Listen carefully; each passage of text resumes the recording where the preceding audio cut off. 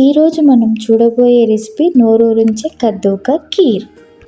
ముందు మనము సాబుదానాన్ని అరగంట ముందు నానబెట్టుకోవాలి. సొరకాయని తురిమి పెట్టుకొని ఫ్రెష్ క్రీమ్ పక్కన పెట్టి ఒక ప్యాన్ పెట్టి అందులో నెయ్యి వేసి సొరకాయ తురుముని యాడ్ చేసి ఇది రంగు మారేంత వరకు సొరకాయని వేయించుకోవాలి.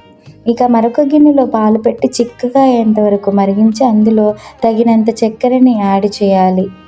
ఇప్పుడు సాబుదానాన్ని కూడా కొంచెం కొంచెంగా వేస్తూ బాగా కలుపుకోవాలి. ఆ తర్వాత ఇక్కడ ముందు చూపించిన ఫ్రెష్ క్రీమ్ కూడా యాడ్ చేసి ఇక సొరకాయ తురుమును వేయించిన దాన్ని కొంచెం కొంచెంగా వేసి బాగా కలుపుకోవాలి. తర్వాత ఇలాచీ పౌడర్ని కూడా వేయాలి. ఇక దీన్ని బాగా మరగబెట్టాలి. బాగా ఉడుకుతూ ఉన్నంతసేపు బాగా చిక్కగా అయ్యేంత వరకు ఉంచి ఆ తర్వాత మనం లాస్ట్లో గార్నిష్ చేసుకోవడానికి బాదం, జీడిపప్పు ఏదైనా యాడ్ చేసుకోవచ్చు. కొంచెం కొంచెంగా యాడ్ చేసుకొని ఒక 5 నిమిషాలు ఉంచేస్తే సరే, ఇక మనకు కద్దూక కీర్ రెడీ అయిపోయినట్టే.